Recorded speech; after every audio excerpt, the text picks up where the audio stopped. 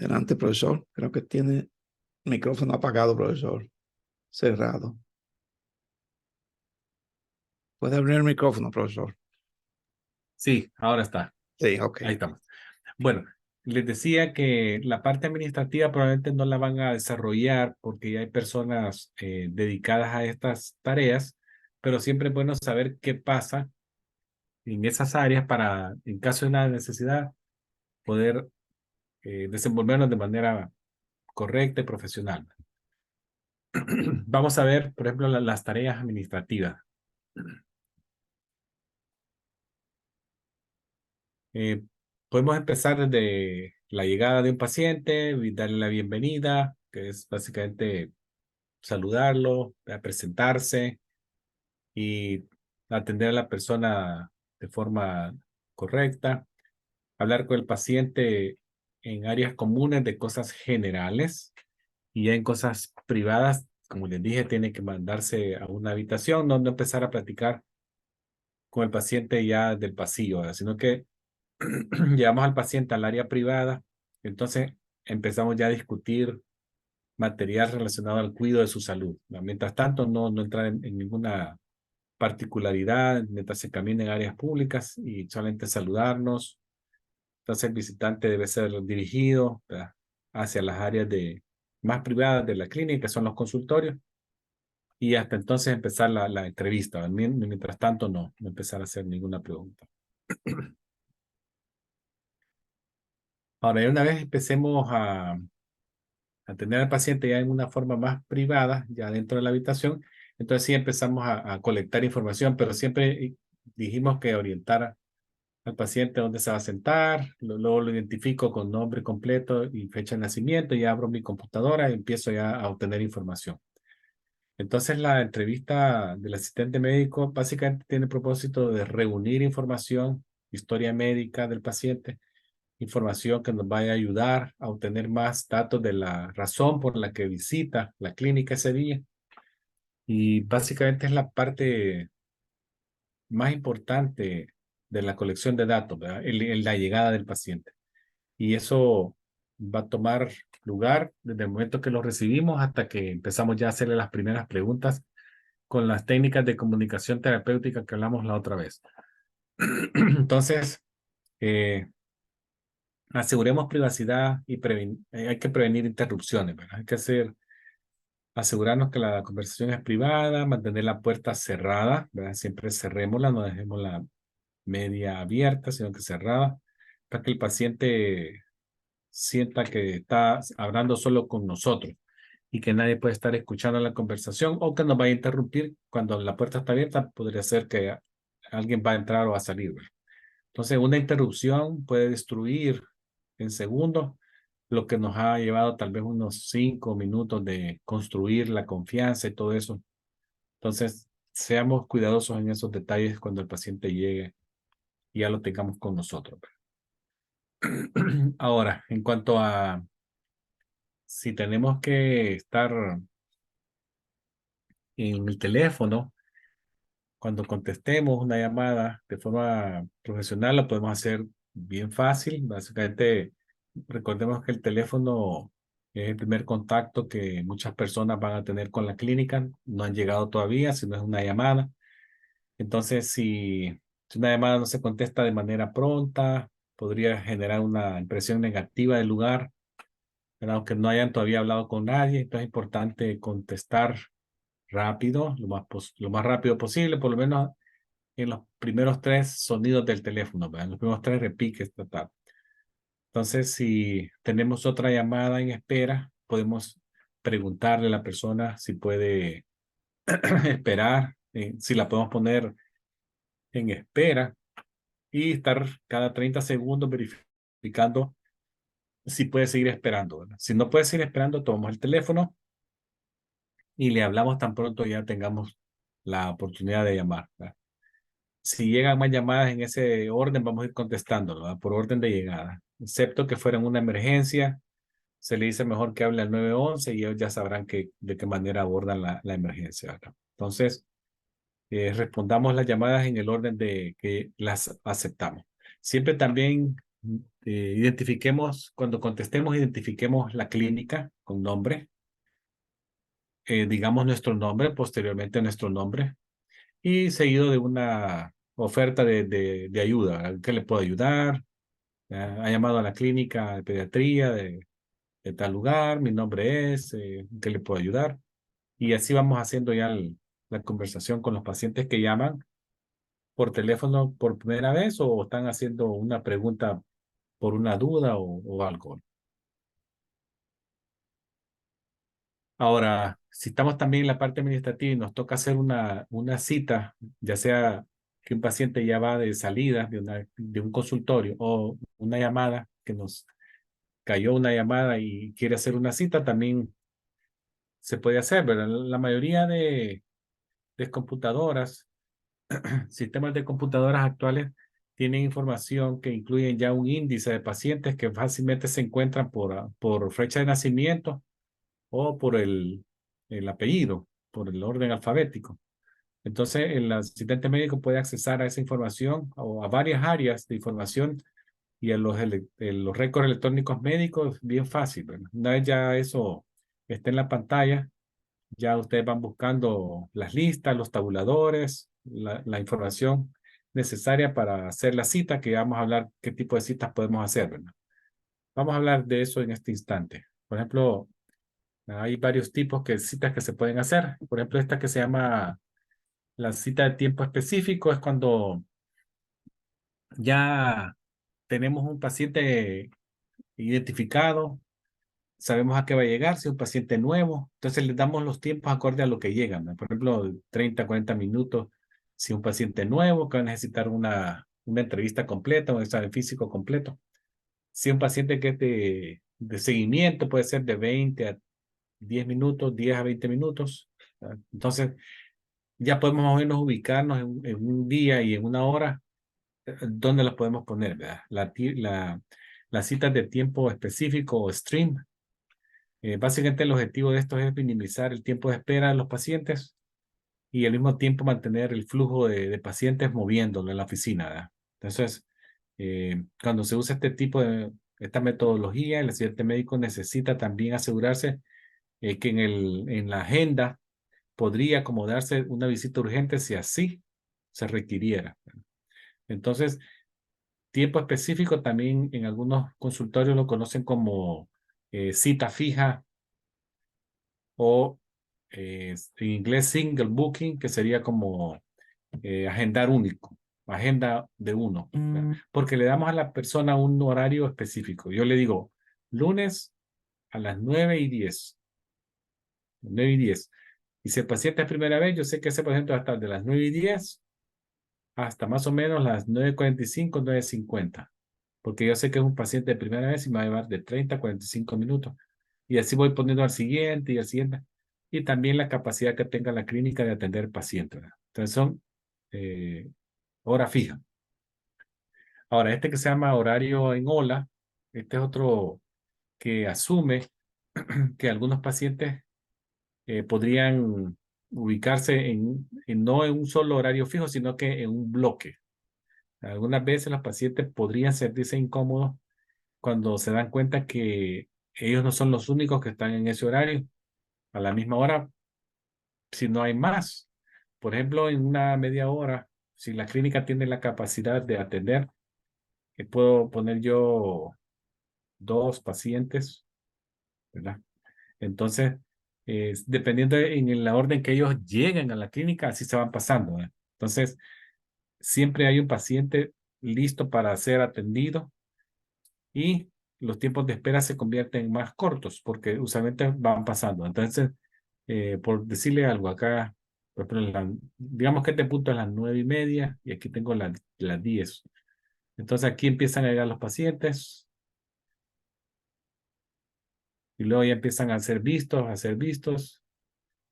Dije, que quiera, por ejemplo, a las 9:30, a las 10, ya se van, entraron todos, queda una como área aquí libre, ¿verdad?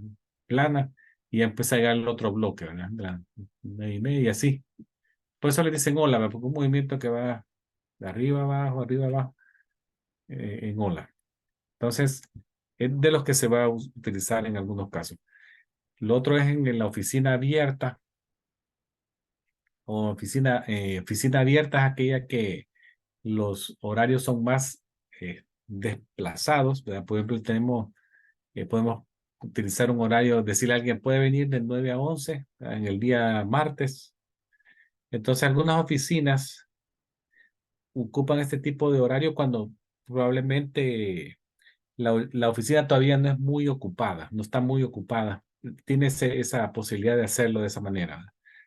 Sabemos que de esa manera el flujo no es muy predecible, puede haber poco flujo, pero también nos da oportunidad que esa clínica pueda atender lo que se conoce como walk-in. Probablemente ustedes lo han escuchado, walk-in, que sería como pacientes que no tienen cita, pero necesitan ser vistos en ese horario. Entonces, muchas consultas aceptan el walk-in. Ahí dice, y se ve afuera en las clínicas, pone, ¿verdad? Walk-in, welcome.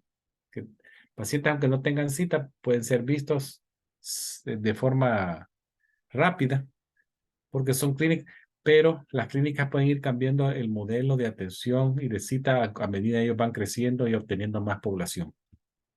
Luego tenemos las citas por grupos o categorías. Básicamente este es el horario que se ocupa cuando se agrupa pacientes por condición, que puede ser fácilmente puestas en horarios y días, ¿verdad? Por ejemplo, algunos días por la tarde podría ser solo para pacientes con procedimientos diagnósticos, visitas prenatales, examen físicos o exámenes de años de unas pacientes. Entonces, categorización o grupo, ¿verdad? Cluster es grupo, categoría, eso es lo que son personas con problemas similares o condiciones o grupos semejantes, ¿verdad? Entonces, tenemos el de categoría, el otro que les mencioné, el de libro abierto, el otro se llama el de ola y el primero que vimos se llama el de hora fija o horario específico. Son los 4 modelos que podría utilizar. Algunos podrían utilizar unos horarios únicos, otros lo hacen así como híbrido, ¿verdad? Que utilizan algunos horarios en diferentes esquemas, ¿verdad? Así que ustedes van a ver cuando ya platiquen con las secretarias, que son las que llevan esos horarios, para que si tienen que ayudar en ese momento. Ahora, otra cosa que conozcan ustedes es qué hacer cuando recibimos resultados de proveedores externos, ¿verdad? Esto puede pasar también. Actualmente, si los pacientes utilizan récords electrónicos, un resultado de papel probablemente va a necesitar ser escaneado al expediente, ¿verdad? Escanearse o entrar de manera manual al récord electrónico. Entonces, muchos laboratorios proveen respuestas vía fax, vía correo electrónico, se pueden obtener los archivos en PDF, todo eso, y se pueden incluir en los anexos de los expedientes de los pacientes que tienen una zona donde se pueden agregar resultados de exámenes para que estén disponibles para los doctores cuando lleguen a la consulta y verlo. La única excepción aquí es cuando una respuesta es de comunicación urgente, ¿verdad? Si una comunicación que llega es de un resultado anormal de un paciente, se tiene que informar al proveedor de manera inmediata, ¿verdad? Porque estamos hablando de un diagnóstico médico el que necesita ser tratado.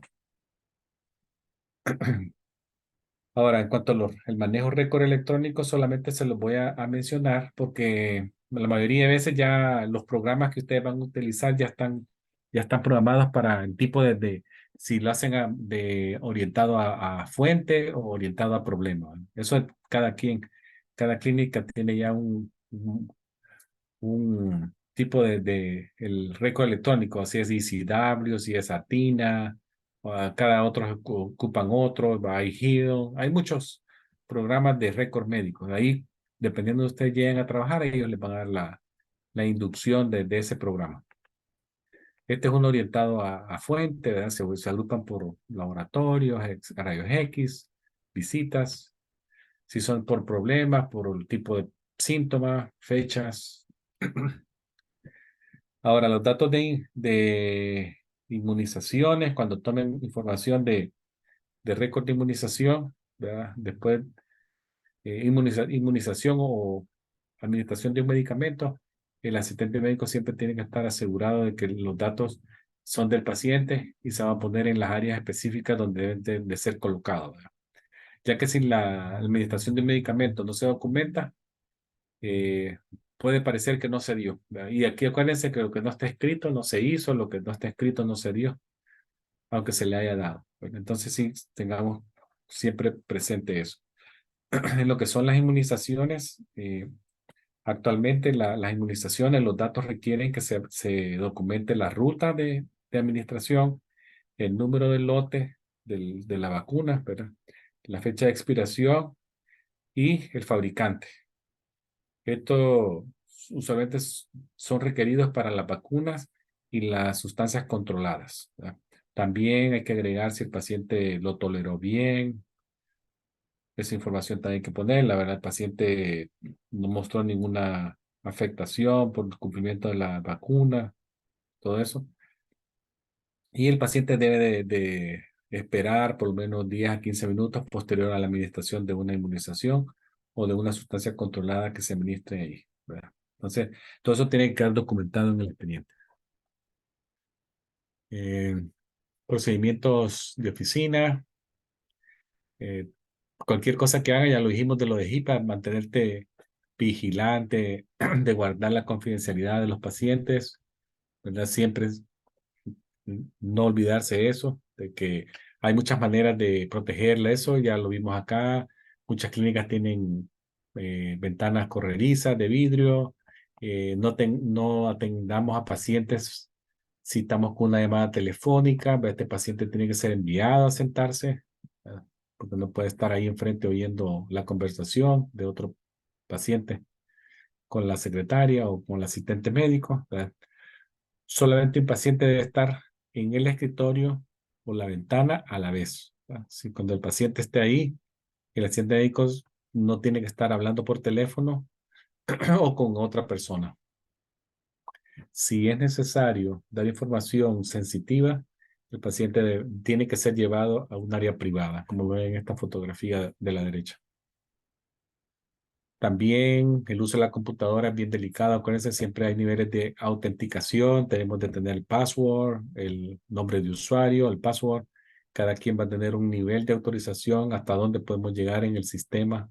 Solamente meter datos generales, intake, signos vitales. Otras personas tendrán más acceso a poner nombres de medicamentos y todo eso. Y los doctores, autorización de prescribir, ¿verdad? Medicamentos. No dejemos las computadoras abiertas. Si salimos de una habitación, aunque sea breve, cerrarla, bajarla o desconectarnos del sistema. Y cuando lleguemos nos volvemos a conectar para que información no pueda ser vista por nadie, ¿no? Si tenemos que mandar información de la clínica a otra clínica, siempre pidamos la autorización de liberación de información que el paciente le firmó a la otra clínica. Y esa clínica manda ese documento vía fax a nuestra clínica. Nosotros verificamos que es el nombre del copaciente, fecha de nacimiento, está firmado y qué se puede enviar. Hay una cajita de chequeo acá, y de ellos ya ponen qué se puede enviar, ¿verdad? Que manden el laboratorio solamente. Solamente eso podemos enviar de la última visita, ¿verdad? Usualmente se manda lo necesario para tratamiento, para diagnóstico, no enviar todo el expediente, ¿verdad? Luego, personas con las que ustedes van a trabajar en la clínica, los doctores, physician assistant, nurse practitioner, las especialidades, ahí se las muestro, son muchas, ¿verdad? Muchas especialidades con las que van a estar: pediatría, medicina familiar, se van a la zona de dermatología, una infinidad de especialidades, de subespecialidades: ginecología, otorrino, cirugía plástica, medicina física y rehabilitación, psiquiatría. Entonces, una sinfín de especialidades que se pueden uno trabajar. Ahora, en cuanto a la oficina del día a día, del mañana a tarde, Ahí van a ver que suceden muchas cosas en la oficina, desde que amanece, ¿verdad? Que se desarma la alarma de seguridad, se llega a revisar los correos electrónicos que cayeron, los mensajes de voz, imprimir en la agenda del día, preparar los consultorios para la visita del día, encender los equipos electrónicos, eh, empezar a ver pacientes. Ya por la tarde caseamos en reversa. Si hay que mandar algo a autoclave, se manda, se prepara el material de esterilización, se ponen tubos de laboratorio en los recipientes de transporte y los van a llegar a traer por la tarde. Revisar que todo esté apagado al final del día, volver a poner la alarma. Si ustedes van a ver, esta es una rutina de lunes a viernes, de 8 de la mañana a 4:30 de la tarde o 5 de la tarde, dependiendo de donde ustedes trabajen, pero básicamente es repetir lo mismo de lunes a viernes, pero se pasa el día ocupado, ¿verdad? Los correos de voz se pueden revisar 2, 3 veces al día y se llaman a las personas que dejaron mensajes y si hay que dar información hay que hacerlo. El correo físico lo recibe la secretaria y lo entrega a quien corresponda. Los correos electrónicos también se revisan diariamente, por lo menos 2 veces al día, y muchas clínicas ahora tienen portales de pacientes que pueden ellos meterse a su portal y revisar su propio cuadro clínico si así lo quisieran, ¿verdad? Y pedir refill también ahí, no tener que hablar por teléfono. Y hasta mandar mensajes a los proveedores vía portal. Si ocurre una situación que no ocurre de forma regular en una clínica, se llama incidente y hay que reportarlo. Un incidente puede ser alguien se cayó, alguien se pinchó un dedo, le robaron a alguien adentro de la clínica, se omitió administrar un medicamento o se administró un medicamento que no se vio a administrar, hubo un contacto con líquidos o secreciones corporales. Todo eso es un incidente y se reporta, ya hay unos tabuladores, ¿verdad? Para ese propósito. Se tienen que llenar de forma inmediata ese mismo día y mandarse a quien corresponda, ¿verdad? Usualmente es el director de la clínica. Hay que hacerlo el mismo día, no pasar de ese día. Hay muchas veces estos reportes tienen pictogramas como este, que si alguien se cayó, hay que señalar que se golpeó la zona glútea, la espalda, la base de la cabeza, que se golpeó también el hombro, la mano, todo tiene que estar detallado. Y si hay algún testigo, firma el testigo y se pone fecha y hora y se firma el responsable del reporte, ¿verdad? Y el inmediato superior, ¿verdad? Que podría ser una enfermera o el doctor.